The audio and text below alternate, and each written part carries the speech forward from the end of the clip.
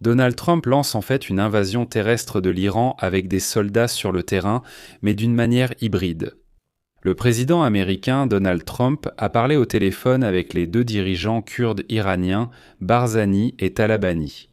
C'est précisément au Kurdistan irakien que certains groupes armés kurdes de Syrie, en désaccord avec l'accord avec le nouveau pouvoir, ont pu se replier. Les Kurdes syriens comme les Kurdes irakiens sont armés, entraînés et possèdent assurément une expérience de combat. La veille, les frappes israéliennes et américaines ont été particulièrement intenses, visant précisément les installations militaires frontalières et les organes répressifs du régime des ayatollahs, déjà dans le Kurdistan iranien. En fait, il s'agit précisément de la préparation à l'opération terrestre dont Donald Trump a parlé la veille. Par les forces terrestres kurdes avec le soutien aérien de la coalition actuelle. De plus, on apprend soudainement que les Kurdes se préparaient à une invasion terrestre depuis plusieurs mois. Mais parlons plus en détail de ce plan astucieux de Donald Trump. Je m'appelle Alexei Petchik, discutons ensemble de ce sujet. Mais avant de commencer, je vous demande de vous abonner à cette chaîne, de liker cette vidéo et de laisser n'importe quel commentaire sous cette vidéo afin que le plus grand nombre de spectateurs puissent la voir. Abonnez-vous à ma chaîne Telegram Petchi News, le lien se trouve dans la description de cette vidéo. Là-bas, nous diffusons immédiatement les informations reçues. Ainsi, au moins deux médias, à savoir CNN et Reuters, citant leurs sources, écrivent que la CIA américaine travaille à armer les forces kurdes dans le but de déclencher un soulèvement populaire en Iran. Selon les sources de Reuters, l'administration Trump menait des négociations actives avec des groupes d'opposition iraniens et des dirigeants kurdes en Irak concernant la fourniture d'un soutien militaire au cas où ils commenceraient une guerre, pour renverser le régime des ayatollahs à Téhéran. Les groupes armés kurdes iraniens comptent des milliers de combattants opérant le long de la frontière irano-irakienne, principalement au Kurdistan irakien. Depuis le début de la phase actuelle de la guerre, plusieurs groupes ont publié une déclaration publique, suggérant des actions imminentes et appelant les forces armées iraniennes, y compris le corps des gardiens de la révolution islamique, à faire défection et à rejoindre leur camp. Le corps des gardiens de la révolution islamique d'Iran ne frappe jamais l'Irak sans raison. Les combattants du corps des gardiens de la révolution islamique frappent spécifiquement les groupes kurdes et ont annoncé mardi avoir bombardé les forces kurdes. Et comme on l'a appris aujourd'hui, le soutien de la CIA aux groupes kurdes iraniens a commencé plusieurs mois avant la guerre. C'est ce qu'ont déclaré l'une des sources et un haut responsable du gouvernement régional du Kurdistan. Mardi également, le président américain Donald Trump a eu une conversation avec le président du Parti démocratique du Kurdistan iranien, Mustafa Hijri. Et voici le Parti démocratique du Kurdistan iranien. Ce parti, je le rappelle, était l'un des groupes qui ont été persécutés par le corps des gardiens de la révolution islamique et ils sont clairement désireux de se venger. On s'attend à ce que, dans les prochains jours, les forces d'opposition kurdes iraniennes participent à une opération terrestre dans l'ouest de l'Iran. Et maintenant, il devient évident à qui Donald Trump s'adressait lorsqu'il parlait d'inciter les Iraniens à descendre dans la rue et à renverser les ayatollahs, dès que les États-Unis auront terminé les bombardements aériens de l'Irak. Et il est évident qu'en ce moment, Donald Trump, Marco Rubio et Pete Hegseth parlent en disant que tout. Dommage seulement pour les correspondants, ce n'est pas, et c'était. De plus, dimanche dernier, Donald Trump a également appelé Leningrad, le leader irakien, les Kurdes iraniens pour se venger. À propos de cela, les Kurdes, pour discuter de la guerre, au Kurdistan, comme vous le voyez ces derniers temps, au Kurdistan. Les Iraniens, une opération militaire, Donald Exo. Et la façon comment les États-Unis et les Kurdes pourraient soit coopérer au fur et à mesure de l'avancement de la mission.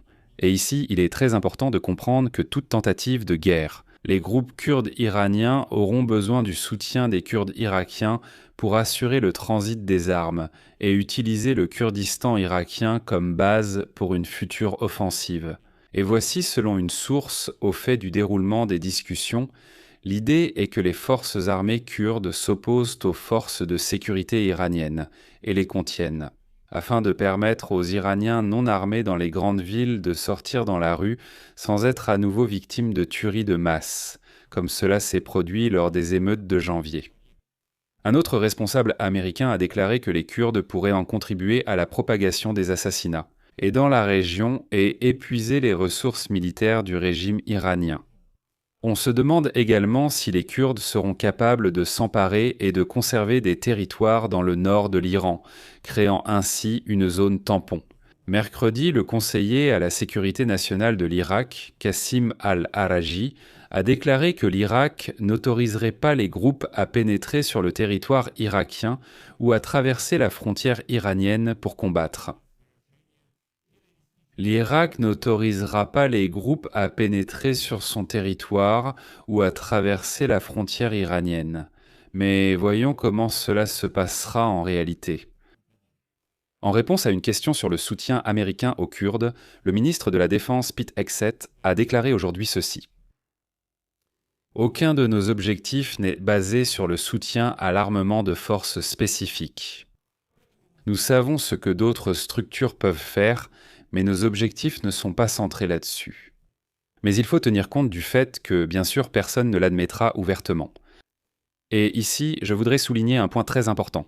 Le peuple iranien, dans son ensemble, est sans armes. Tant que les services de sécurité iraniens, comme le corps des gardiens de la révolution islamique, ne s'effondrent pas, il leur sera difficile de prendre le pouvoir, sauf si quelqu'un les arme.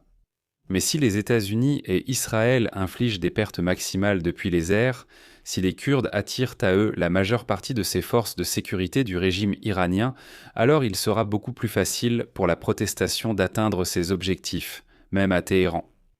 Et il convient de noter ici que ces derniers jours, les militaires israéliens frappent des postes militaires et policiers iraniens le long de la frontière avec l'Irak. En partie pour préparer le terrain à un éventuel transfert de forces kurdes armées vers le nord-ouest de l'Iran. Et les Israéliens, une source israélienne a indiqué que ces frappes pourraient s'intensifier bientôt. Je rappelle ici que les Kurdes sont une minorité ethnique qui ne possède pas d'État officiel. Aujourd'hui, on compte entre 25 et 30 millions de Kurdes, dont la majorité vit dans une région qui s'étend sur les territoires de la Turquie, de l'Irak, de l'Iran, de la Syrie et de l'Arménie. La majorité des Kurdes sont des musulmans sunnites, tandis que le régime des ayatollahs en Iran est chiite.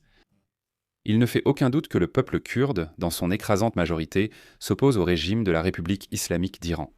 Il le considère comme répressif et déstabilisateur et accueillerait favorablement un soutien substantiel des Américains visant à mettre fin à son influence néfaste.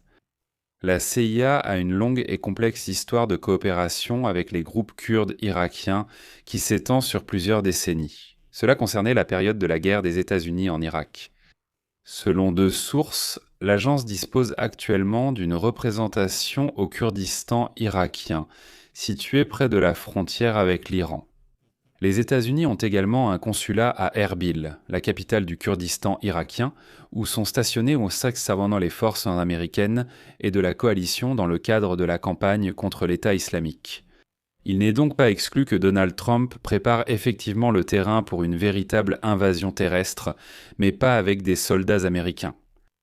Je vais donc m'arrêter ici. Donnez votre avis et vos conclusions dans les commentaires sous cette vidéo.